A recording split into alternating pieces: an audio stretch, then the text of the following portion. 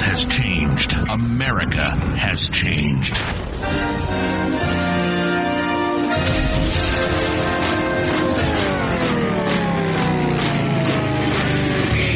If something were to happen tomorrow, how self-sufficient would you be? Could you grow your own food? Could you sustain your own livestock? Could you survive?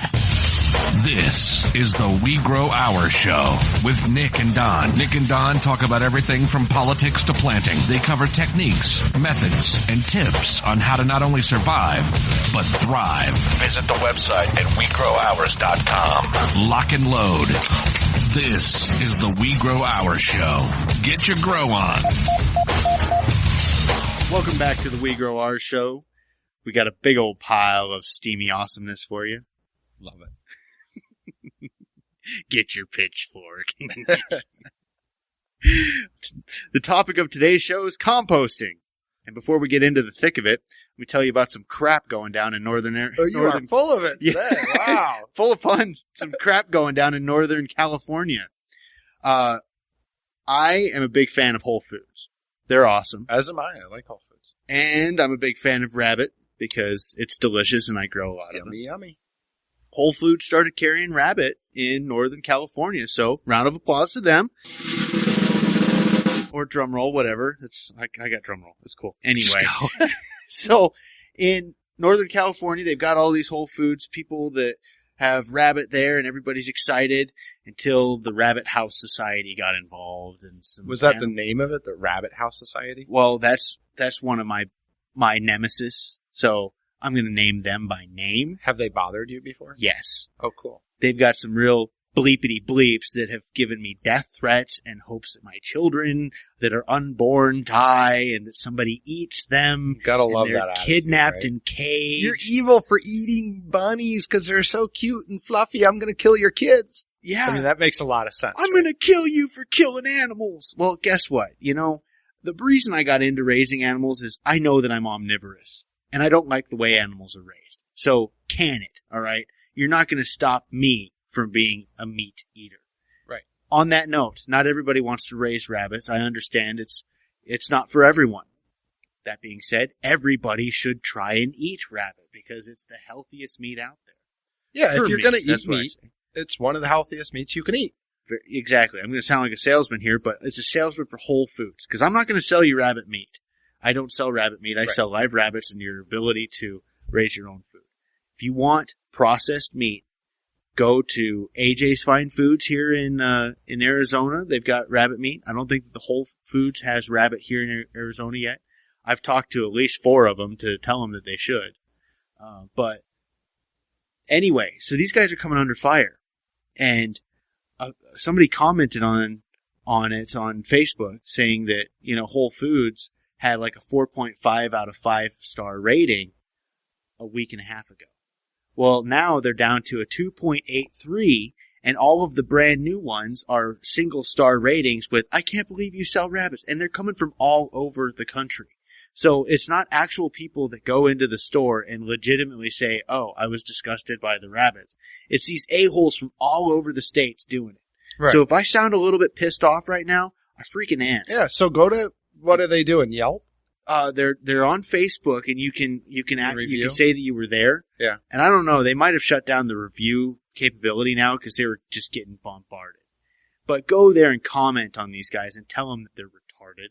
Well, and support Whole Foods. Exactly. Just ignore them. Yeah, support them. If you can do a review and say, hey, I'm awesome. I'm so excited about the rabbits. It was delicious. Thanks for offering a sustainable food supply.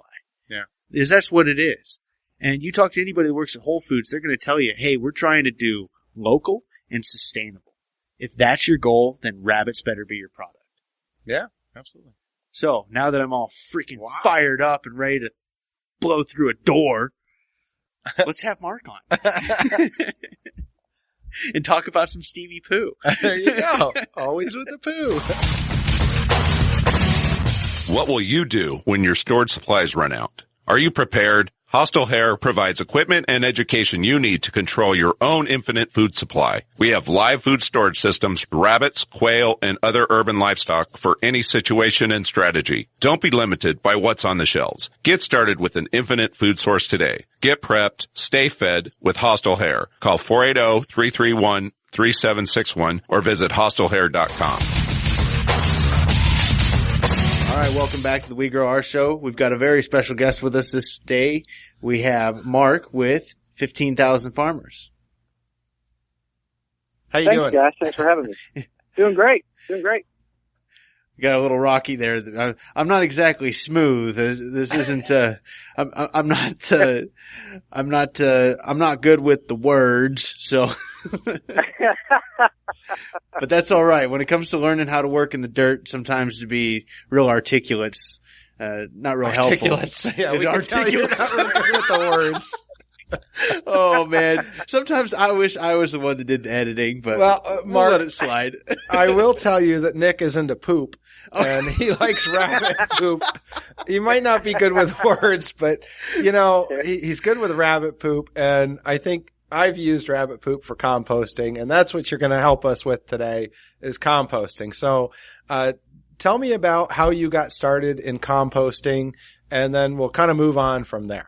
Yeah, I got started kind of accidentally composting about probably 13 years ago. I just bought my first house, and being a little more kind of aware of sustainability issues and things like that, I kind of started to explore how I was going to make my home more livable and more sustainable. And I did a little bit of investigation, but I'm not a person who does a ton of research before I begin stuff. I like to try and get it wrong a whole lot first and learn painfully. So I really just started composting by taking, my lawn waste and stacking it up against, my neighbor's chain link fence. And, over time, I didn't really know what I had. I just knew that I wasn't throwing that stuff away. But I did notice that if I dug into it a bit, I'd find some really nice, really black, rich something. It looked like soil to me. I didn't really know what it was, and I didn't do a ton of research, but I started using some of that stuff in my ornamental plantings. I didn't grow food at the time, or at least not much. And so I just started using it around bushes and shrubs and flowers and things. And I noticed that the plants really liked what I had.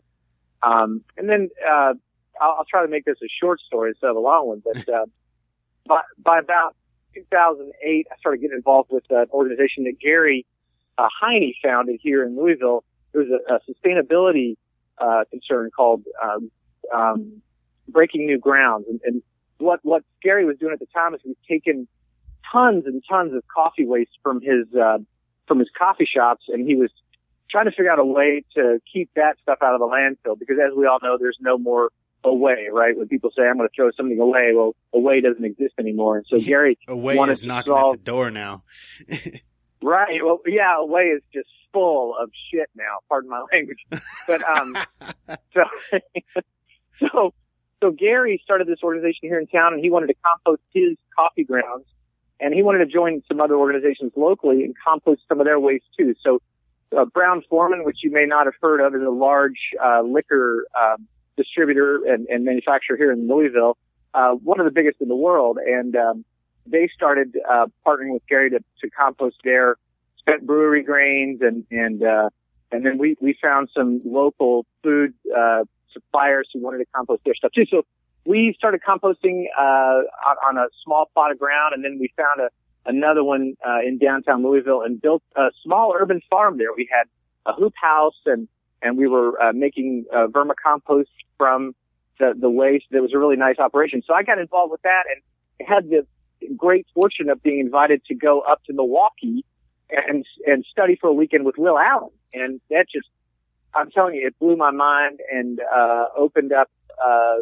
all of this great learning I've been kind of embarking on for the last 5 or 6 years. But what I learned, what I learned by studying at Growing Power was that I had some vermicompost under that pile of compost that, as that stuff was breaking down, the worms were working through it also. And if I dig far enough into it, I could find that, that rich black, gold that, is really a great substitute for a lot of the petrochemical fertilizers that people use in their plantings. And so I started just experimenting like crazy. I was like the Richard Dreyfuss character in Close Encounters. I was building things and making, plans in my mashed potatoes and driving my wife crazy. But so this is just, 5 years later, and I've got my compost bin, and I've learned a way to kind of help teach people kind of a low impact way to start composting, because I think people are so fearful of it.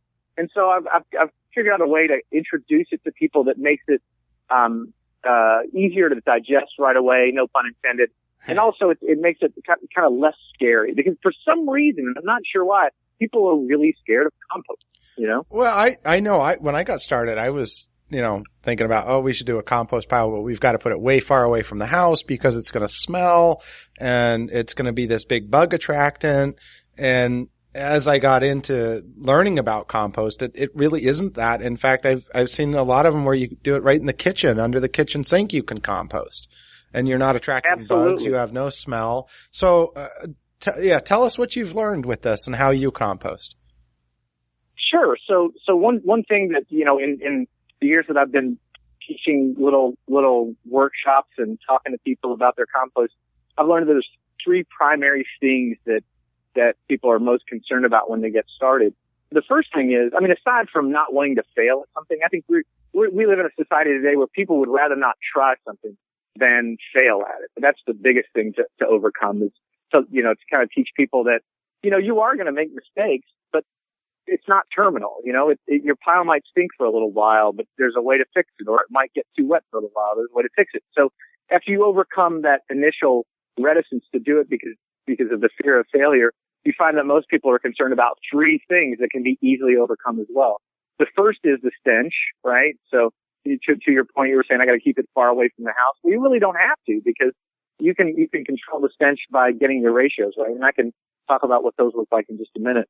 The second thing that people are really concerned about is the varmints and the critters, the bugs, the potential vermin, anything, anything you could imagine that would get into your pile. And then the third thing is just unsightliness. No one wants a pile of rotting stuff near their house. Well, most people don't. I do. I kind of love it, but I'm not your normal guy. But but there are easy ways to overcome that. One of the ways to overcome that is to contain things a little better than you would normally contain in an open pile. So what I did was I came up with a way to learn it easily by starting with a small 5-gallon bucket, a regular sort of pickle bucket like you would pick up at Lowe's or Home Depot or something like that. And you just drill holes in it and add your food waste to it, your vegetable waste, that sort of thing, and then get your carbons in there, your dry browns and that sort of thing. And it's a great way to get introduced to it, because you overcome that issue of varmints, you overcome the issue of stench because it's contained fairly well. And then it's not unsightly because you're working in a small container. And so folks aren't, seeing your rotting, refuse there sitting right on your patio or something. So I think that's simply it. And I can go deeper into detail if you'd like. Yeah. It's kind of cool because that's, if you mess up in a 5-gallon bucket, you could start over too. Yeah, absolutely. Without getting your truck bed involved. Yeah, when we started, I had a whole bunch of hay from the horse stalls and all this other stuff. I'm like, all right, I'm going to just start building a pile of it, and we're going to throw our garbage from the house on here. And, I'm like, all right, now we're composting, and I live in Arizona, and everything dried up, and I was doing it wrong. So, I like that idea of starting in a little tiny bucket and kind of expanding out from that. So. Yeah, it's a way to develop a relationship with it, to kind of hone your instincts, because you're not going to know what you're looking for right away. You're not going to know what to expect. Everything's a learning experience. And so when you start with just a 5-gallon bucket, what I do is I drill holes in it, about 1/4-inch holes all the way, up and down on the bottom in a gasketed lid. And then I drop all of our vegetable waste in it from the kitchen. So we eat primarily a plant-based diet. We grow a lot of our own, and like the title of your show, which I love, by the way. And we also subscribe to a CSA, so we have a lot of vegetable waste, because not everybody eats the kohlrabi, right? We would like to say that we do, but we don't always get to the kohlrabi, so it ends up in the compost. So what I do is I save all that. I hoard it, in fact. I think a lot of people would call me a waste hoarder. And then I put it in that 5-gallon bucket, and I add a lot of carbons to it. That could be shredded paper, could be newspaper, wood chips, any of those dried browns, oak leaves, that sort of thing. And then I fill that bucket all the way up to about 3/4 of the way to the top, and then just water it all down. Just soak it all the way through and let the water drain. And, leave that bucket in the sun and then in the rain. We get enough, there's enough of a variety of weather here in Louisville that, I don't hardly ever have to worry about keeping it moist. It'll stay the right, consistency. You want to keep it about sponge moist. Like if you squeeze the sponge of water, you'd want to keep it about that moist. That means that you're feeding all of the little microbes and all the decomposers that are working inside that bucket. You're keeping them nice and hydrated because they need oxygen and water too. So, just to ask you there, you're saying that you want that almost completely saturated, but not to where you're floating stuff? Well, you want to get it all saturated the first time after everything's been added to the bucket and you're ready to let it start breaking down. So yeah, fill it all the way to the top with water and let that drain off. Okay. And then, it'll be really wet at first, but over the course of days, it'll reach the right moisture level. Because really what you're doing, what I tell people you're doing when you're composting is you're helping things decompose, and they're going to decompose naturally, which is one of the reasons why you can't do it wrong. But what it really is about is really tiny as animal husbandry. You guys raise rabbits, right? So you understand this, that when you're raising animals, even the tiniest ones, they have to have food, they have to have water, and they have to have oxygen. So that's what you're doing with that bucket by drilling holes in it. You're letting them get the air, right? And you're keeping some moisture in there.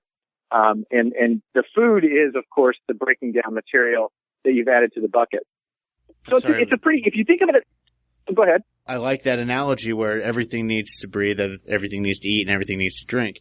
So would you say the water is kind of a carrier for all of that in the bucket as well? So the water keeps the microbes and all the decomposers fed, all the bacteria, keeps them hydrated. Because if you have too much, you can get an anaerobic situation. So you don't want too much water. Okay. You'll kill all those guys. Yeah. And that won't be too good. You'll just have stink.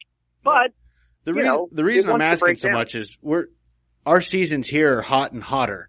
So it's, keeping things moist, you're talking about leaving it in the sun. We could hit 170 easy inside of one of those buckets. So that's where. Yeah, I think out here is shade, but it reminds me of the black soldier fly. It's almost the same thing with the black soldier flies.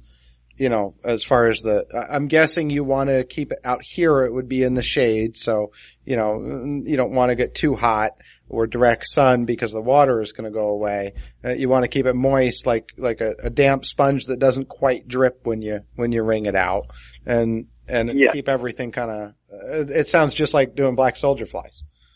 So. All right, I'll stop asking about water. Well, guys, I hadn't thought about trying to do this in a much hotter, drier climate. So when I'm offering my expertise here, it really is fairly limited climate-wise, and I feel for you guys. I mean, those are some brutal conditions. But I guess you could, you have to provide the right environment. It can't be a hostile environment because these critters that you're raising, they're really delicate. They're, bacteria. In some cases, they're black soldier fly larvae. I draw a lot of black soldier fly larvae into my compost, which is great. And so the conditions have to be good. They can't be that harsh. So yeah, use your best judgment. Certainly if you're living in a hotter climate where there's not a lot of rain, you have to adjust. You have to, use water catchment, to help keep that compost moist. Really just to back up for a second, when we're talking about composting in this really small bucket, this is kind of easy, right? I mean, you can control those conditions much easier. So as you get into bigger, situations where you're composting in a 5x5 or 5x10 area, of course, everything changes. So I'm really kind of talking about an introduction to composting here. So if you're in Arizona and you're in you're trying to compost, in the hot, very dry, conditions, you're going to want to monitor that bucket every couple of days and make sure, add a little bit more water to it, drop some in there from your rain barrels, whatever, but make sure it stays just moist enough, that your little critters are going to keep living. Yeah. And out here, I mean, we do nothing in the direct sun because nothing grows. So, we don't even walk in the direct sun. Yeah. You need shade. And I think if you're, common sense as far as gardening, I think if you're growing your food, you probably want to keep your compost in the same type of area. You want to, keep it where it's got access to water, where you can monitor it, just like you would your soil, because that's what we're creating out of this compost is really nutrient rich soil. So, treat it the same way, kind of is what I'm hearing. I love the idea of getting started in the bucket and then moving out. So as you move out, what are the kind of the tricks to going from the bucket to the 4x4, square foot area to do this? That's a good question. There are two things that I think, are key to doing really well. And this doesn't mean you have to do these things, but I think they'll help you do a lot better. Number one, wood chips give compost great structure. So if you have access to some, or you can get some every now and then to mix into your compost, they just make, and based on my experience, some of the best compost you can get. And also, when you get into a larger area, I don't know what the measurements are, but you need a fair amount of material to get to this. But if you're doing it right, you can get your compost to heat up, which will kill a lot of the seeds that you might get from, say, some of the weeds that you're composting. It might it also helps kill some of the diseases of maybe some of the material that you're composting as well. So if you've got diseased plants that you compost, now a lot of people say don't do it, but if you can get the compost pile to heat up enough, then you essentially are creating a very clean new humus, a very clean new soil that you can plant in. And if you one of the things I've learned over time also is that you don't have to build a really complex system to do vermicomposting, because depending on where you live, but in Louisville, we have really great soil and there are tons of worms in the soil. If you're composting over a dirt patch, and you let the compost break down long enough, eventually the worms are going to get to it, and you're going to have vermicompost under your last layer of compost. So as your compost is finishing, the worms are working through it too, and you can dig that out and sift it off, and you get this really amazing fertilizer that I don't use. Guys, I don't use any fertilizer in my garden. I'm not going to say I'm a master gardener, and sometimes my yields are funky, and sometimes I have some very dissatisfying experiences growing food, but I don't use petrochemical fertilizer. I don't use anything else except for my worm compost, and then I use compost that I've created and maybe some other compost I might get, third party. But primarily what you learn from composting, outside in a larger setting is that you can get vermicompost with no effort. And that to me is like the golden medal, right? I mean, finding the black sulfur larvae is like number one. That's pretty amazing. But then finding vermicompost under your pile is pretty cool. Well, and it was neat. I was watching a movie. It's an online movie. I think it's called Back to Eden.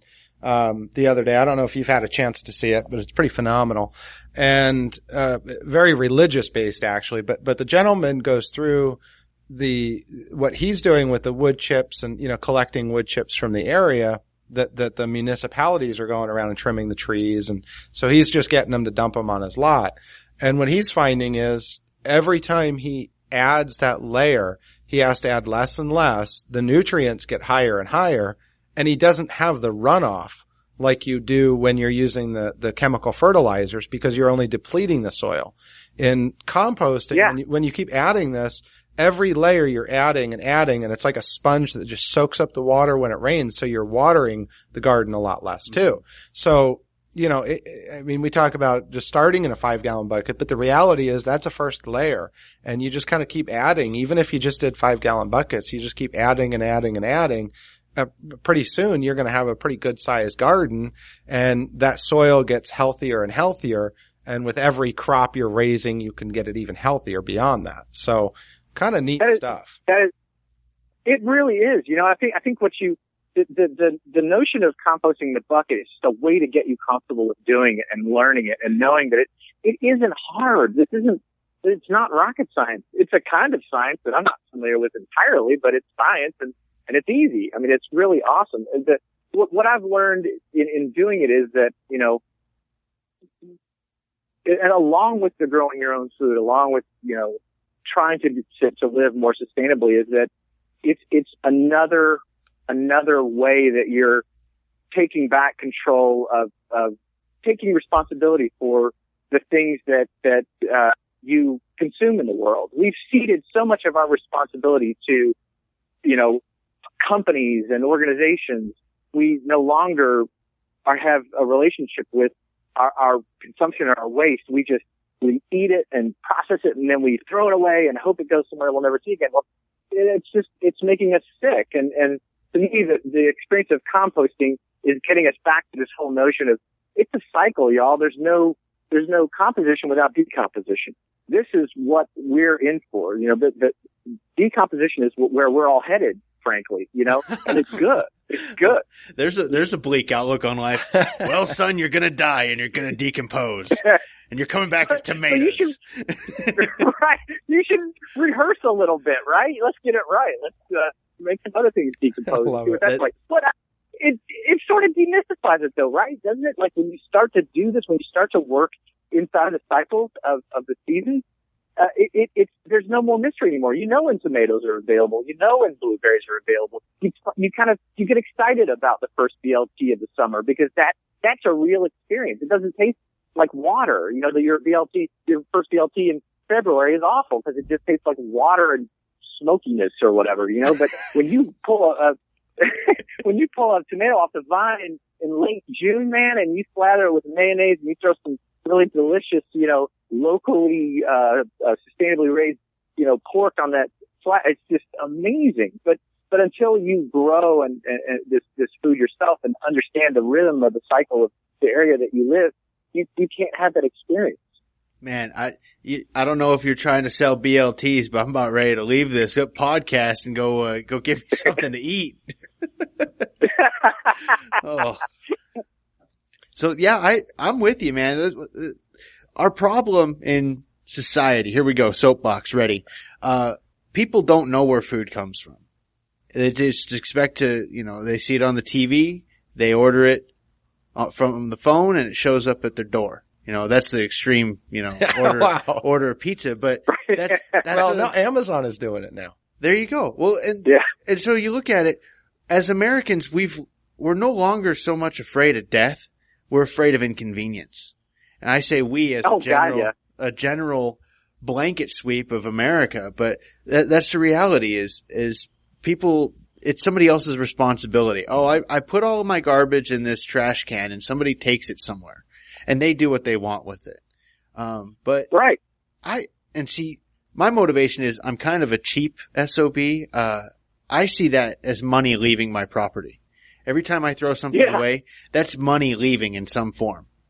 If I can keep that on my property and turn it into something, I'm going to do it. And that's the definition of hoarding.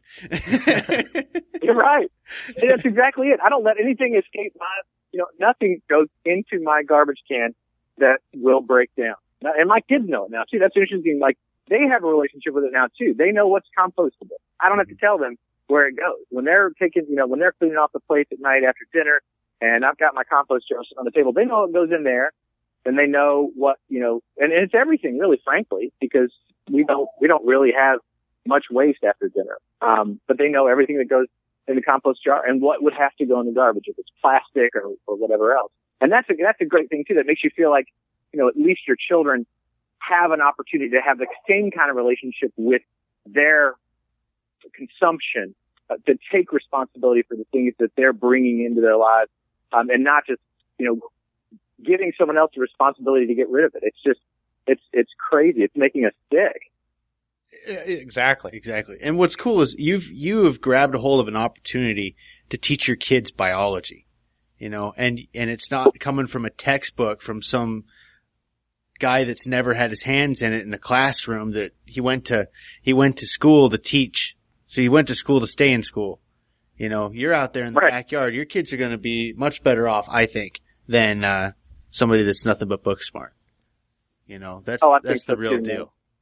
So you've been doing this for about 5 years, and I know I talked with Valerie and Gary. That's an interesting smash-up, Gallery. Gallery. That's combination. It's Gallery. No, that's right. Yeah. So, and they said, when I said I'm looking for somebody to do compost, they said, well, Mark is the guy to go to. He's the compost guy. And what we always look for on the podcast for guests is people with the heart of a teacher. That are excited about what they do and that are reaching out. So, tell me, I know you've done something with the Grow Your Own Food Summit, and what are you doing in your community to reach out, and how's it affecting you? I'm glad you asked that. When I went to Growing Power in Milwaukee in I guess it was 2008. I want to say it was 2008. And I studied up there for the weekend. I was so moved by the experience. What you learn when you start taking the classes up there right away is that the name of the organization is what it means. They're about growing power, about sharing power, not hoarding what you know, not hoarding what you've learned, but sharing it and growing it and sharing it with everyone. And that was what Breaking New Grounds was about too, the organization that I worked for that Gary had started. And so when you leave your weekend there at Growing Power, they make you sign a statement that says you will take what you've learned and you will teach other people what you've learned. And so on my plane flight back to Louisville from that weekend, I was thinking, how could I teach somebody this stuff? It is amazing and I'm excited about it, but what can I do? I couldn't figure out how in the world I could teach people how to do this because it seemed so big to me. But then I kind of did some research online. And the great thing I will tell anyone who wants to get started composting is you don't have to listen to me or anybody else. There's so much great YouTube material out there. You can just YouTube how to compost and you will learn more than you need to know. Everything's out there. So I just started, Googling ideas about how to compost in small containers so I could make it really portable. And I came across a lot of information about how to compost in buckets and things. And then as a member of the Breaking New Grounds organization, I started offering little workshops. And then there were some businesses in town that, some sustainability businesses in town that asked me to come do presentations. I started that way. And, I work with the public library here in town. I do presentations at the library, and annually they have this really awesome event called the Learn How To Festival, or the How To Festival. I'm sorry, not the Learn How To, but the How To Festival. And I've participated in that the last couple of years, and I'm always just open. I mean, sometimes I get a random call from someone who wants me to teach, 5-year-old kids about worms, and I'll take that opportunity and try to figure out how to. But I will tell you the amazing thing is I don't care how old someone is, whether they're 3 or they're 93. If you show them worms and explain to them how worms process garbage into worm poop, they freak out. It's amazing the light bulbs that go off.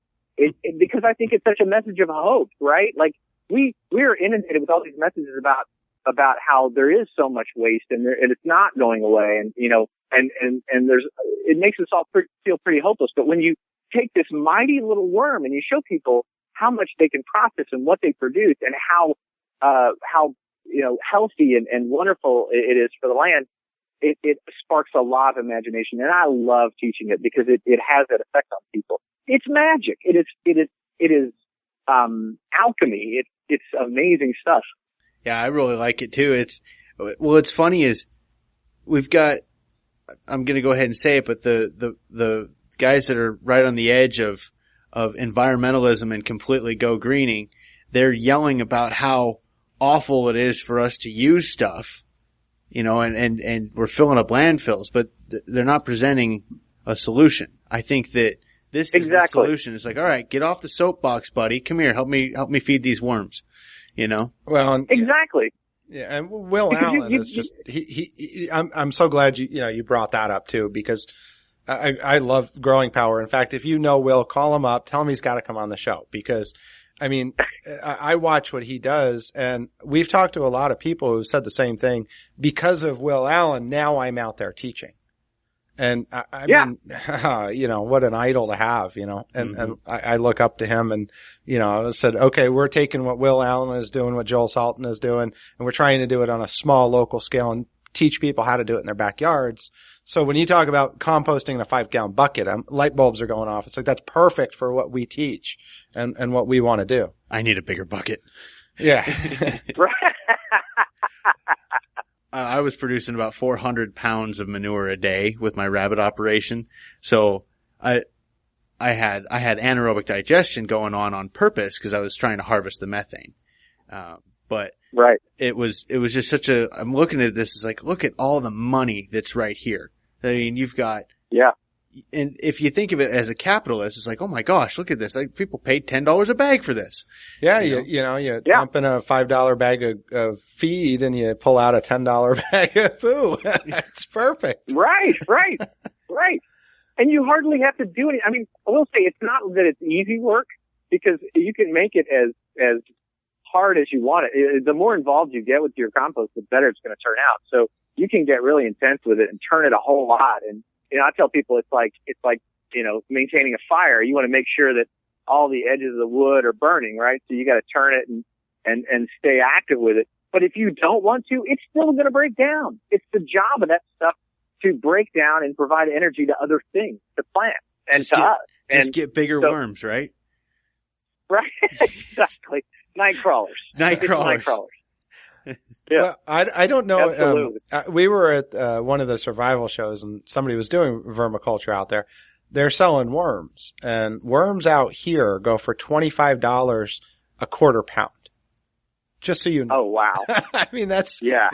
they are gold out here. So if you're making a trip to Arizona, you give me a call. We'll go 50-50. I'll pay for your gas.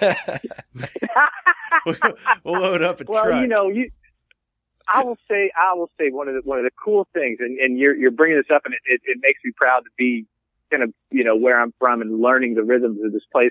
Farming is in my blood. My family's always been farmers, and I never had an interest in it. I didn't know anything about it, but now learning how to grow things and being humbled by it, because, you know, I make a lot of mistakes. I don't get it right all the time.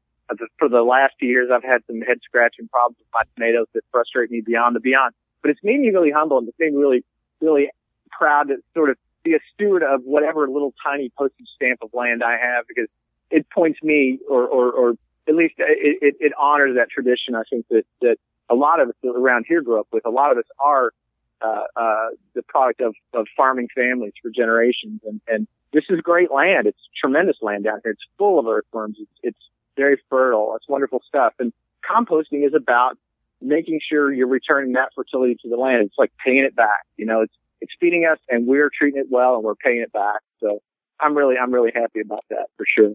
Well, we're with you, man. Yeah, we're with you. It's cool to just have that one up on it. You know, I got a guy he's got 800 square feet. That's his apartment, and he's raising 1,250 pounds of rabbit a year. You know, he is. And what's funny is he's got snakes, and he's feeding snakes alongside of his family. But right, you can do this anywhere. If you've got an apartment with a balcony, you got enough to make food for your family. You know, there's ways of doing this. You're not, the only limitations are the ones you put on yourself. You know, they're I can't do that, I shouldn't do that, the rules say I shouldn't do that. You do it clean enough and smart enough, you can do it anywhere. Nobody's going to know. You can.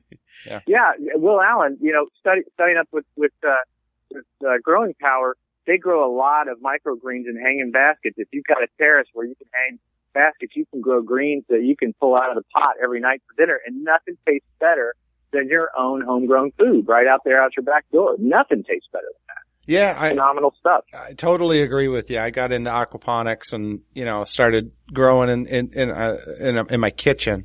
And the food tasted so good, we had to keep going and go bigger and bigger and bigger. So I was going to say, it just feels good also to take that responsibility back. Like you were saying earlier, you know, you make a phone call, some stranger to you delivers delivers a pizza. There's no greater act in the world of love than preparing something for someone you love. And so growing that thing too is, excuse me, growing that thing before preparing it is even a more tremendous act of love. You know, and once you kind of get hooked on that, there's no turning back. You're good. You know, you're going to garden forever. You're going to farm forever if you're a farmer, because of that feeling of sustaining yourself and sustaining your family, your own labor. You know, it's not easy. It's not easy. I think that we're all victims to this desire for more convenience and more ease of life.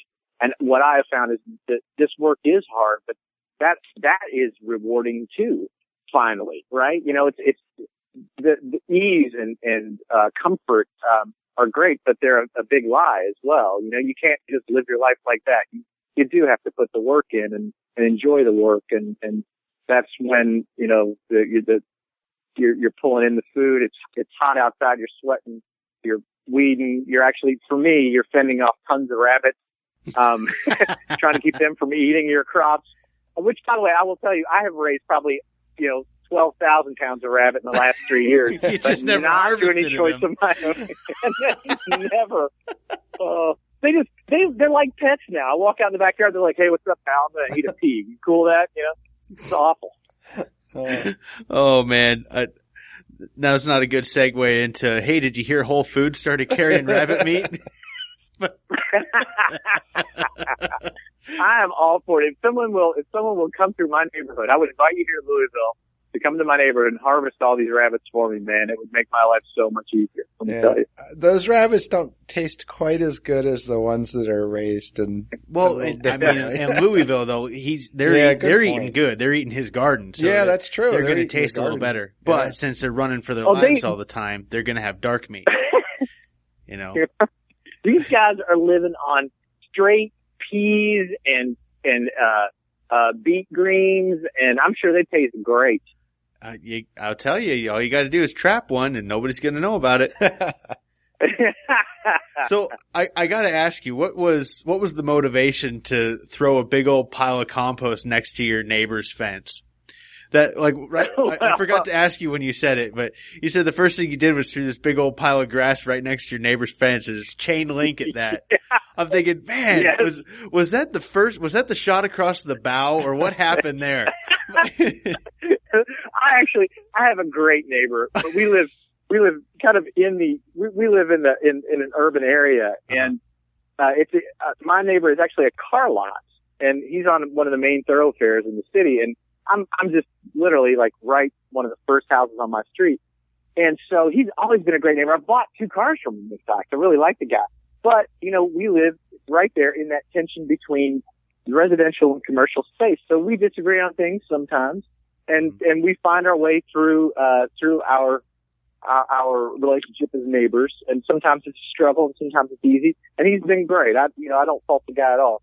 But, I didn't think about where I was throwing my compost. I was just like, well, this has to go somewhere, right? What else am I doing? Well, I didn't move it until one day he came out and he said, Mark, this stuff that you've got on the fence here, it's growing all this ivy across my walk, and it's starting to take the mortar out of my brick. So the ivy was like supercharged with all this worm compost, and it was eating his brick mortar out of his wall.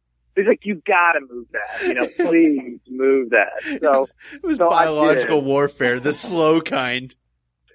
Exactly. Well, he had leaks. He did. I'm not kidding you. There were leaks in his in the wall into his garage from where some of the stuff, and I don't think it necessarily was only from this stuff, but maybe it was going into cracks that were expanding more and more. But I'm telling you guys, I hadn't paid attention, but the ivy was so thick across this walk, you couldn't imagine there wasn't dirt under it. I mean, it was amazing, but it was all growing from that worm poop under my compost. Wow. Nice.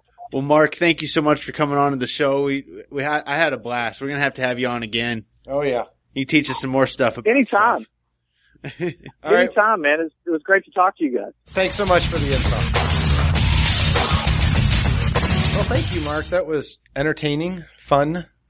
I was going to try and do one of those puns that you did at the beginning. No. Leave it to the experts. Yeah, Leave it to the experts. I will. After I had that really awesome, onslaught of stuff not coming out of my mouth right there at the beginning.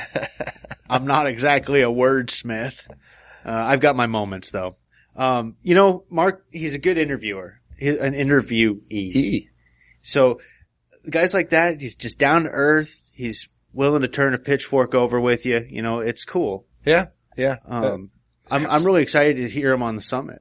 Yeah, absolutely. Yeah. I think that's still available recorded wise. You can go check it out. Grow Your Own Food Summit. You can go to We Grow Ours. I'll keep a link up there. I was going to say, go to We Grow Ours. You can get it recorded. So you can get it on like a thumb drive or get access to it. So they have all the recorded stuff. It's not free if you get the recorded because they have to send it to you and whatnot. But yeah, go do that. I mean, if anything else, your money's going to go to support the teaching of hundreds of people, millions of people. Right. And we need to get everybody on board in this movement. We need to get them at least knowing that, hey, I should at least be buying food from somebody that I know, not some anonymous person that sold it to a grocery store that had it in a warehouse. Absolutely. That's what we're about. Support your local guy, whether it's in Kentucky, whether it's in Phoenix, whether it's anywhere else. Support them. Go out. Companies like Mombies, who we've had on, they're prepping. That's right. Empower your independence. Buy local. Get these things. Prepare yourself for what may come, and go enjoy what you're doing in the meantime, and growing your food and getting to know it and how to do it. Because man, that's going to be valuable if something does ever happen. Yeah, I'll tell you right now. If we have widespread power outages, your cubicle job isn't going to do anything for you. Yeah. My copy repair job, how many people wants to send a fax when there's a zombie apocalypse? Well, and even if nothing happens, we need to bring food back to the person. It needs to be personal again. Exactly. And that's what Mark's doing. So, and he's really the start of it. If you think about it, you should probably know how to compost before you know how to seed. Yeah. And then once you know how to seed, have to know how to harvest and then reclaim seeds for, what do you call that? Seed planting. Storage? Well, yeah, planting. But come on, Don. Burn me like that. Jeez. Well, yeah, no, I had a blast. So thanks, Mark. And if Will Allen is listening, you're welcome to come on anytime you want. Mr. Allen, sir, we'd love to have you. No, it's funny. I'm from Wisconsin. I ought to cruise through Milwaukee one of these times when I'm back there and drop in and see his place. I'd love to do the class. He offers some big classes and stuff. And, it's not just doing the classes, meeting all the people that are in the class. Oh, yeah. Yeah. I mean, how cool is that? So you get to keep in touch with them. So, all right, well, let's go move on. Moving on. Don's got his vaping device locked and loaded here, and I do. I'm vaping during the podcast. It's hilarious because when we start the show, it kind of smells like an office building, carpet and whatnot. But by the end of the show, there's like this cherry strawberry flavoring throughout the room, and it's got like this level of smoke, like the caterpillar off. It's not smoke. I'm sorry. That's right. Vaping. There's a cloud in here. It's water vapor. It's got a little peach in it. I'm pretty sure that the hookah smoking caterpillar has been in here from Alice in Wonderland. Yeah, that's right. I get my juice from Bud Out Express, our sponsor. Hey, speaking of vaping. That's right. So that was accidental. Go over and show them some support. And are you going to go play poker there tonight? I don't know. Well, okay. I haven't asked my wife yet. Just tell her we went late. They're starting in like an hour, so I don't know if I can make it because it's pretty far away. It's downtown. Well, there you go. If you're in town, I'd stop by there, get in with that group, the good group of guys. Oh, yeah. It's funny. I met a guy at a gas station. I was filling up and he was vaping. I was like, hey, what flavor is that? And he told me what it was. I forget. It was like some atomic whatever. But I was like, hey, you ought to check out Bud Out. He's like, dude, that's where I got this. I'm like, oh, well, there you go. Did you hear about it on the We Grow Our show? What? And then I got to shamelessly pitch our show. Yeah. To a random guy at a gas station. I've done that a few times. Hey, you should listen to the We Grow Our show. You guys weed smokers? Well, one of us might be. I didn't know you smoked weed. No, I don't. Neither do I. Bishop, if you're listening, that's no, I do not. Anyway. I don't have a bishop, but I don't either. Oh gosh, the things we say. Well, I got some friends moved to Washington, and they was telling me that the line, they had just opened a shop. Oh yeah. And he said the line is around the corner because it's recreationally available there, but there's a big supply issue, so it's going for a lot of money. Supply issue, in about 3 months there's going to be a productivity issue. No comment. That was Nick saying that. That's Don right. is Nick pro at recreational hostlehair.com. weed.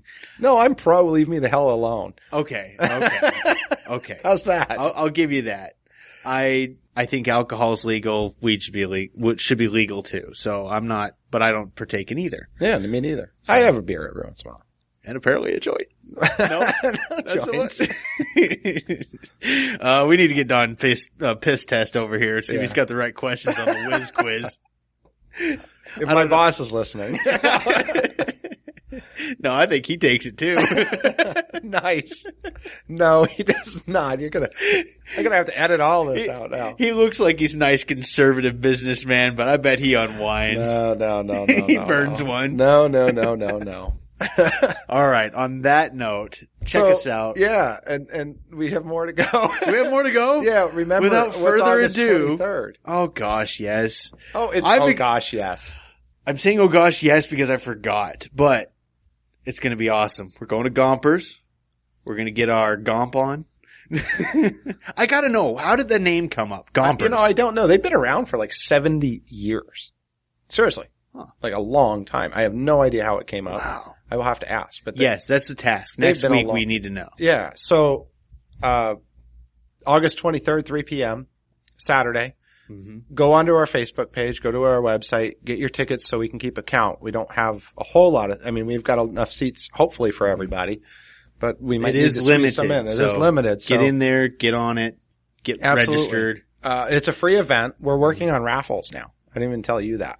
Yeah. Yeah. Thanks for breaking it to me on the air. I know. See? I'm or working on the tape. On the or whatever that is. Electronic recording device. Okay. Continue. All right. We're working on raffles, so you can come out. We're going to try and raffle a couple things off and get a ticket when you come and buy a couple extras for donations. There you go. Like I said, it's a free event. If I would have known, snack bar. You know what? I'll have a cage system there. I'll put a cage system into it. Very cool. Very so cool. you'll be able to win a cage system from Hostile Hair. Woohoo! Even if you don't have rabbits. If you've got small children, they work just as well. There's even a little water bottle in there. Pass their food through the cage hole. Oh, I'm going to get a knock on my door when this comes out. Yeah, you are. Nick doesn't have any kids, by the way, for CPS. Now you know why. And mine are all grown, so there's no reason to come by. Anyway. Yeah. Other announcements? No, I think that's it. July 31st, tune into National Geographic and see how gooberish they make me. Yeah. It'll be interesting. I'm excited to look special on national television. It's a reality show, so they'll show you reality, I'm sure. The reality of me not being real. All right. Well, July 31st, I think it's 9 p.m. Eastern time. Uh-huh.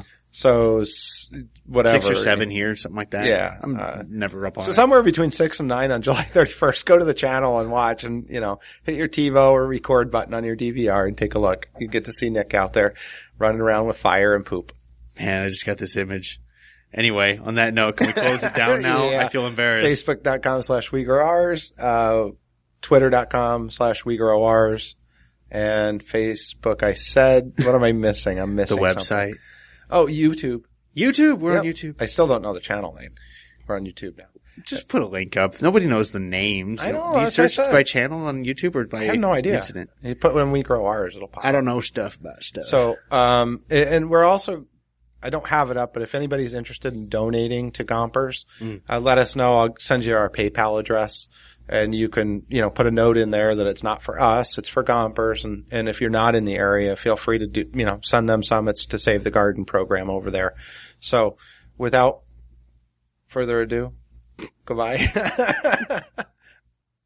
You say Hasta la it. próxima vez, que les vaya bien. I'm cutting that. Why? Because I don't know what you're saying. You might be cussing. I don't We speak swear. English on this podcast. Que les vaya bien. That We it speak goes English well for on you. this podcast. I speak both. Ma'atechnatik maya. We speak English on this podcast. Oh man. Speaking of English, have you seen what's going on at the border? Gosh, can we save it for the next episode?